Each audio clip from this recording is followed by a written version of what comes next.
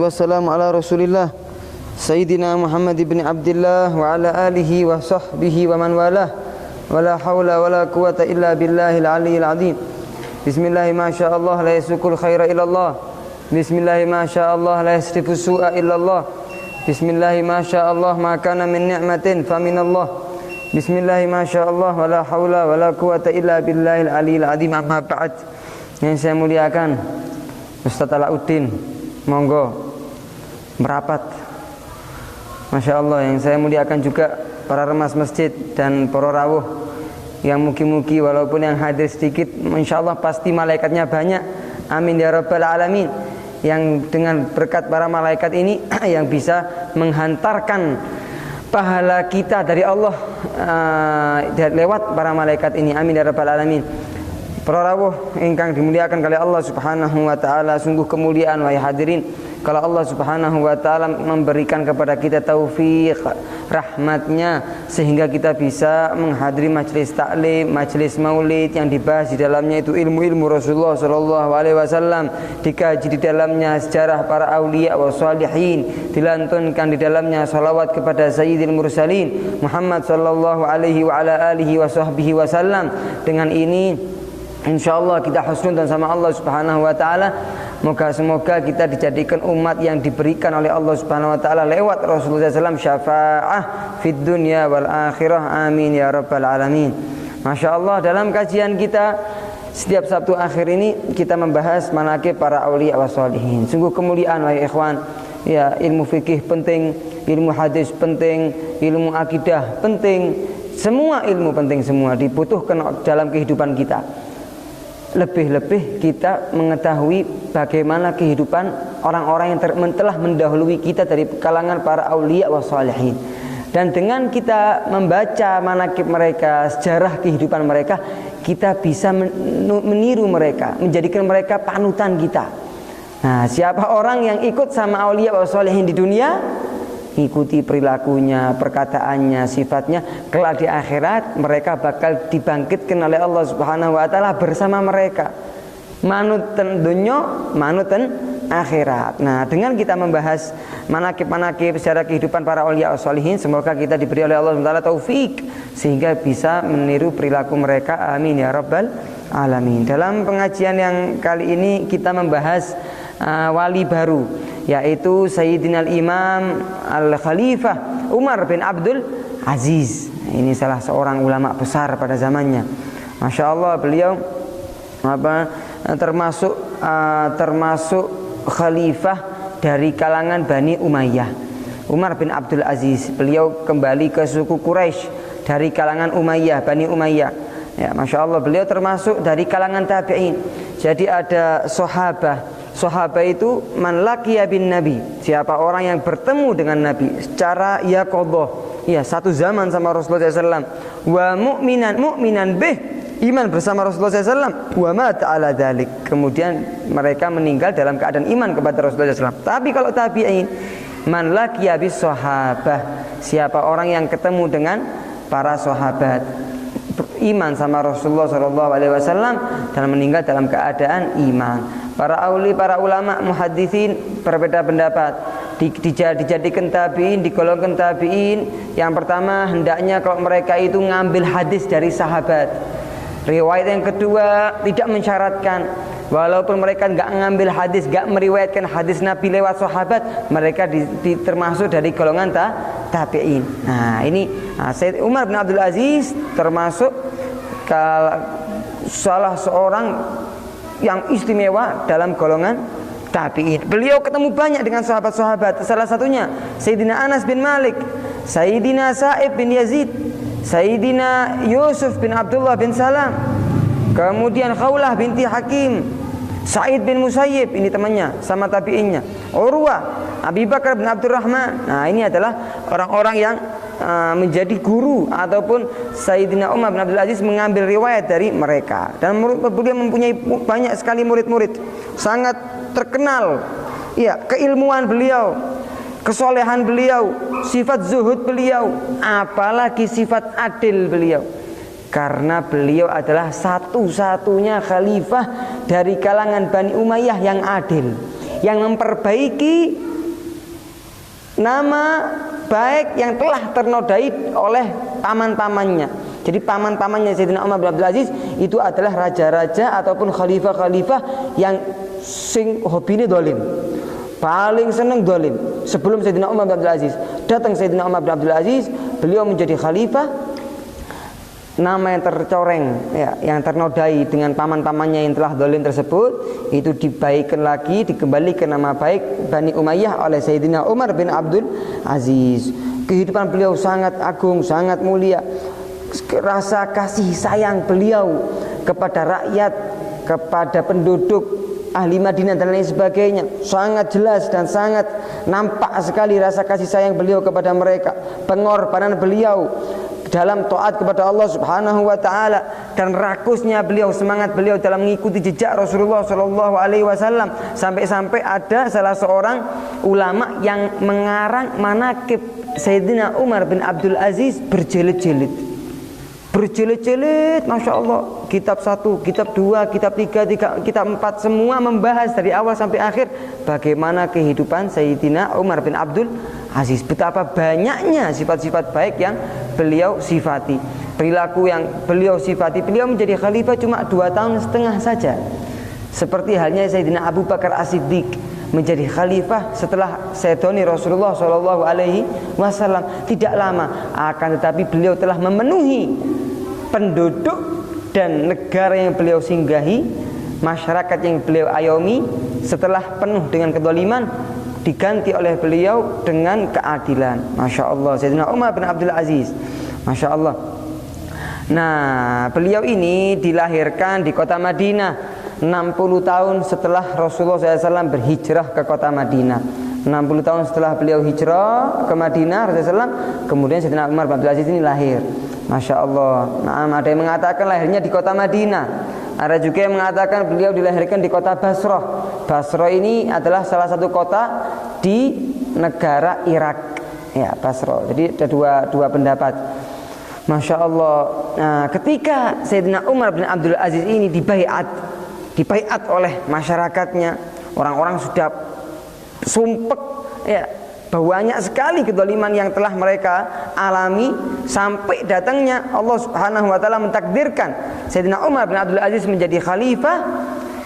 Ketika sudah dibaiat, orang-orang ini satpam tadi, Satpol PP, satpam yang bareng terus kepada presiden. Seperti sekarang kita lihat, kalau ada pejabat lewat jalan raya, apa yang terjadi? Ya, polisi di belakangnya. Ya, apa namanya? Bel yang buat peringatan itu, tinut. Ya, Masya Allah, sirininya hidup sekali. Masya Allah, orang-orang takut semua, dikawal. Masya Allah, satpamnya ikut, polisinya, Satpol PP-nya, Masya Allah. Orang sekarang, pejabat sekarang, presiden sekarang, bupati sekarang, dan lain sebagainya. Sayyidina Umar bin Abdul Aziz ketika setelah dibaiat, satpam tadi semua, security semua itu datang kepada beliau dan dihadapkan kepada beliau kuda yang berhak ditunggangi oleh beliau. Masya Allah. Apa yang terjadi? Apa yang dilakukan oleh Sayyidina Umar bin Abdul Aziz? Apa ini? Dibuat apa? Ya, Sayyidina Umar, antum naiki, antum sekarang berhak, antum sekarang menjadi Amirul Mukminin, bukan presiden, bukan khalifah hanya di Madinah saja. Semua dunia negara Islam, khilafah Islamiyah pada zaman itu. Nah, itu yang memegang adalah Sayyidina Umar bin Abdul Aziz. Antum berhak wahai Sayyidina Imam. Enggak, kata beliau, tidak. Aku tidak mau menunggangi apa yang telah ditunggangi oleh pejabat-pejabat yang telah dolim, dan aku ridho, rela aku memakai keledaiku. Ya, keledaiku faraqiba baghlatahu.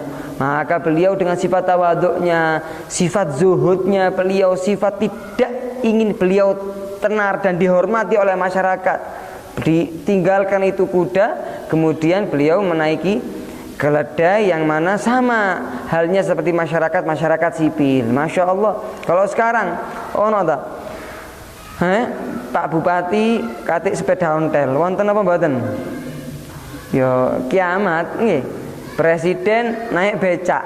Wah. Gak bois. Ya. Saiki Masya Allah presidennya pesawatnya dijet. Istimewa. Masya Allah. Ya, ini perbedaan pejabat dulu sama pejabat sekarang. Subhanallah. Nah, kemudian setelah beliau pakai keledai, satpam tadi jalan di hadapan beliau, dikawal beliau, dari depan ada, dari kanan ada, dari kiri ada, dari belakang ada juga. Sayyidina Abdul Aziz bingung. Mada fa'altum? Apa yang kalian lakukan di depanku, di belakangku, di kananku, di kiriku? Iya wahai imam, kita menjaga antum.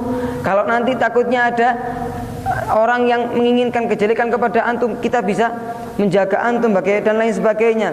Beliau malah ruh anni, tinggalkanlah aku, oh jangan nyedai aku. Innama ana min nafari minal muslimin. Hanya saja aku itu seperti orang muslim biasa. Ya, jangan kau banding-bandingkan diriku dengan masyarakat-masyarakatku. Aku sama mereka itu sama. Subhanallah, ini sangat ketawaduan beliau, kezuhudan beliau dalam menjalani tanggung jawab yang dibebankan oleh Allah Subhanahu wa taala, yaitu menjadi pejabat. Subhanallah, ketika beliau sudah menjadi baiat, ketika beliau naik mimbar. Jadi setiap dulu itu Pak, kalau sudah dilantik menjadi Amirul Mukminin, menjadi khalifah, itu adatnya itu adalah naik mimbar, kemudian khutbah, ngasih tahu, ngasih ujangan, perkenalan kalau bahasa sekarangnya. Syuf, saya sekarang khalifah kalian, gini panjang. Apa yang dikatakan oleh beliau? Ya, ketika beliau naik mimbar, orang-orang ngumpul semua, masya Allah. Kemudian beliau memuji Allah Subhanahu wa taala, bersalawat kepada Rasulullah sallallahu alaihi wasallam, dan beliau mengatakan ayyuhan nas, wahai manusia, wahai masyarakat, qad ibtulitu bihadzal amr min ghairi ra'yin minni fi. Sungguh aku telah diberi cobaan oleh Allah Subhanahu wa taala dengan aku sekarang menjadi khalifah kalian tanpa aku minta, tanpa aku menginginkannya. Karena disebutkan dalam hadisnya Rasulullah sallallahu alaihi wasallam, siapa orang yang ingin minta, menyodorkan diri untuk menjadi presiden, untuk menjadi bupati, untuk menjadi pak camat, pak lurah, dan lain sebagainya, Allah dikit pertolongan Allah kepadanya. Allah nggak mungkin bantu dia. Akeh dolimi kasarannya. Akan tetapi kalau orang-orang yang minta dia untuk menjadi presiden tanpa keinginan dia, pasti Allah Subhanahu wa taala membantu dia. Wa a'anahu Allahu fi. Ini disebutkan dalam hadisnya Rasulullah sallallahu alaihi wasallam. Nah, seperti contohnya Sayyidina Umar bin Abdul Aziz. Beliau tidak ingin menjadi Amirul Mukminin, tidak ingin menjadi khalifah dan lain sebagainya. Karena orang-orang minta kepada beliau, maka mau tidak mau beliau menjadi khalifah. Kemudian apa yang dikatakan oleh beliau? Wa inni qad khala'tuha fi anakikum. Wis, sekarang aku menjadi khalifah dan aku lepas jabatan ini kepada kalian. Wis, aku sekarang tidak ingin menjadi Amirul Mukminin, enggak ingin menjadi khalifah. Saya kembalikan kepada kalian, pilihlah siapa yang cocok, terserah kalian. Fakhtar li anfusikum ghairi. Pilihlah siapa yang kalian inginkan. Fasahal muslimun sayhah wahidah. Semua serentak yang hadir tadi, radina bik ya Amirul Mukminin, radina bik ya Amirul Mukminin, kita rela kau menjadi khalifah wahai Umar bin Abdul Aziz. 3 kali serentak semua. Nah, dengan ini kita mengetahui, makanya Rasulullah SAW itu pernah mengatakan, innakum satahrisuna alal imarah wa innaha satakunun nadamah yaumal qiyamah. Bakal datang waktu kalian semua, kata Rasulullah sallallahu alaihi wasallam. Rasulullah SAW dalam hadis ini lebih memfokuskan umat-umat beliau yang datang setelah para sahabat dan tabi'in. Bakal datang waktu, bakal datang zaman yang mana kalian bakal semangat dan rakus-rakus berlomba-lomba untuk mendapatkan jabatan. Sampai-sampai pilpres masih 2-3 tahun lagi, apa jenenge? Bannernya di ada yang disobek sama orang, ada yang diperbanyak dan lain sebagainya. Sampai rela mereka mengeluarkan harta bendanya miliaran, triliunan dan lain sebagainya. Begadang ke sana ke sini. Apa biasanya yang minta-minta mencari pendukung itu biasanya apa? Bukan biar namanya itu kayak datang ke kota ini, ayo pilih saya, ngasih hadiah, ngasih sodako, ngasih gini.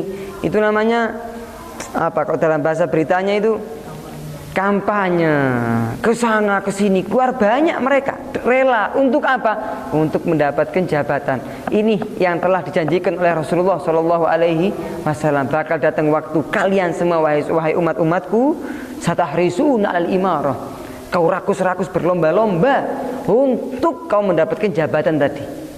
Kau rela memusuhi temanmu yang muslim, kau rela membohongi tetanggamu, membohongi temanmu, ngemplang, ngeprank temanmu dan lain sebagainya demi mendapatkan jabatan. Terus hasilnya apa wahai Rasulullah? Wa innaha satakunu nadamah yaumal qiyamah. Dan rakus-rakusmu itu, perlombaanmu itu, semangatmu itu kelak di hari kiamat bakal menjadi penyesalan. Na'udzubillahi min dzalik. Karena seseorang kalau imannya kuat, kita membahas tadabburi, kita merenungi makna yang telah kita kaji pada malam hari ini. Seseorang kalau imannya kuat, wahai hadirin, seseorang kalau pola pikirnya itu memikirkan sesuatu yang bakal datang kepadanya, masa depan. Setiap masa depan kita bakal mendatangi alam akhirat. Nah, seseorang yang imannya kuat, seseorang yang menginginkan kebaikan kepada dirinya, dia bakal mencari sesuatu yang bisa menyelamatkan dirinya kelak di hari kiamat. Salah satu faktor dalam permasalahan ini, kita bisa selamat di hari kiamat kelak kalau kita nggak ingin menjadi Pak Bupati, tanggung jawabnya besar loh. Tanggung jawabnya besar. Setiap individu dari kalangan Pak RT, Pak RW, Pak Bupati, Pak Camat, Pak Lurah, apalagi Presiden, Wakil Presiden, DPR, Menteri dan lain sebagainya. Setiap individu dari tempat yang menjadi tanggung jawabnya bakal dipertanyakan kelak oleh Allah Subhanahu wa ta'ala. Apakah inti adil ketika inti menjadi Pak Camat? Apakah inti Anda mengayomi, menyelidiki siapa dari masyarakatmu, bawahanmu yang butuh, yang nggak makan pada waktu malamnya, yang gini yang gitu, bakal dipertanyakan oleh Allah Subhanahu wa ta'ala. Makanya gak gampang, makanya sing berlomba-lomba, sing rakus dalam mengambil jabatan-jabatan ini, mereka bakal banyak penyesalannya kelak di hari kiamat. Makanya Sayyidina Umar bin Abdul Aziz tidak menginginkannya, akan tapi karena masyarakat yang meminta dan beliau soleh sekali, maka beliau menerimanya. Apa yang terjadi setelah beliau menjadi Amirul Mukminin? Beliau berkhutbah kepada para hadirin. Wa qala fi khutbati atiuni ma ata'tullah. Kamu semua wahai masyarakatku, bertaatlah kepada aku selama aku bertaat kepada Allah Subhanahu wa ta'ala. Li aku taat ambi Allah, li aku tidak menyuruh kalian kepada maksiat kepada Allah, nurutlah kepada aku. Karena Allah Subhanahu wa ta'ala memerintahkan kita semua untuk kita taat sama Allah, sama Rasulullah, sama ulil amr. Atiullaha war rasulah wa ulil amri minkum. Nurut kita sama presiden, nurut. Kalau metu aja metu ya. PPKM jangan keluar rumah, pakai masker, bismillah. Ya, kerumunan dikurangi, nurut aja wis. Hikmahnya kita bakal mendapatkan dari Allah Subhanahu wa ta'ala.